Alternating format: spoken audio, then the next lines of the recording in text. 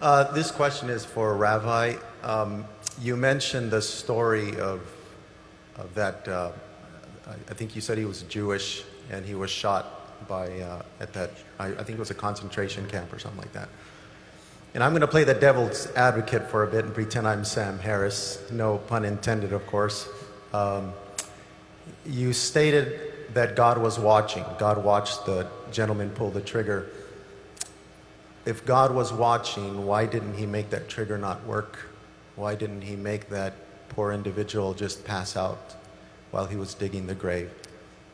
I believe Sam Harris would ask that type of question and demand an answer. Yes, I appreciate that question. Playing the devil's advocate, you said that why didn't God keep the man from pulling the trigger rather than allowing the man to pull the trigger and then watch over him and bringing about some kind of judgment?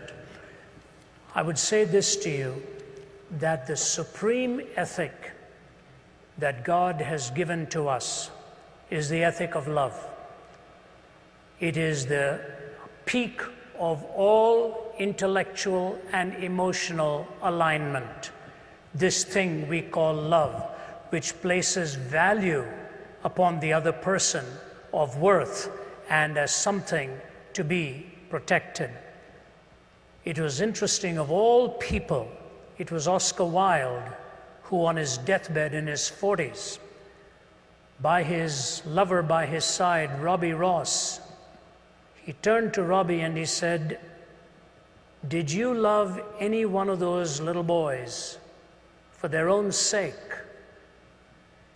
It was an incredible question to ask by a man who was a hedonist on his deathbed in his 40s. And he said, "Robbie, did you ever love any one of those little boys for their own sake?" And Robbie Ross said, "No, I can't say I did." He said, "Bring me a minister. Bring me a minister." And it was in his magnificent poem, The Ballad of Reading Gaol, that Oscar Wilde said, only Christ was big enough to cleanse his heart and forgive him for all that he had done. The point even the hedonist realized was that in pleasure also, value and love are the supreme ethics that can be treasured. But you can never have love without intrinsically weaving into it the freedom of the will. You cannot have love without the freedom of the will. If you are compelled by some machine to a certain decision, you can never love. You can comply, but you will never be choosing to express that sentiment and the reality of love.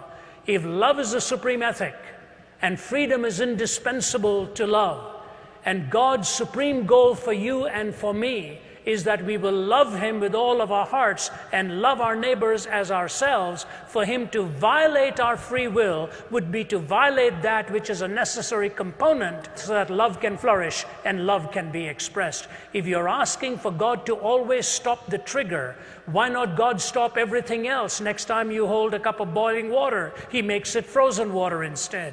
Next time you're about to cross the street and you're going to be hit, He pulls your leg back. What you're asking for is a different entity than humanity.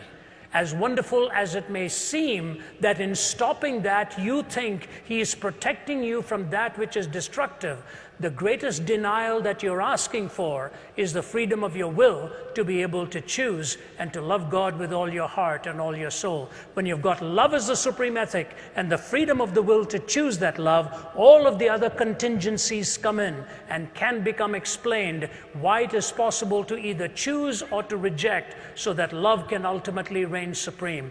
If you want compliance and some kind of a mechanical response, your question itself will self-destruct. You're asking the question because you're free to ask it, and you're free to ask it because you're free to love. And when you love Him, in spite of all of the contraries that you see around us, you're trusting Him for having the supreme wisdom and the knowledge to ultimately bring a pattern out of it all. We think, for example, we know so much. The story is told in Mideastern folklore of this man who lost his horse that ran away. And when the horse ran away, the neighbor came to him and said, you know, bad luck, isn't it? Your horse is gone. He said, what do I know about these things? A few days later, the horse came back with 20 other wild horses. And the neighbor came and said, amazing, it's not bad luck, it's good luck. You've got 20 more. Man says, what do I know about these things? His young son is going and taming one of the new horses. That young horse kicks him and breaks his leg. The neighbor comes and says, terrible, isn't it? Your son's leg is broken. Bad luck that these horses came. The fellow says, what do I know about good luck and bad luck? A few days go by and a bunch of thugs are coming looking for recruits to join their gang. And they're looking for all the able-bodied young men. And they're about to pick this young man but find out his leg is broken. And they say, we don't want him. We're going to move on to the next house. So the man comes and says, good luck, isn't it? Your son's leg was broken. In one little series of episodes, we don't know what lies ahead. Why don't you wait till you stand before God face to face, and you will find out there were reasons why he didn't stop that trigger, so that you will see the heinousness of evil and see the majesty of love and good managing to navigate yourself as the pilgrim's progress to come to the celestial city.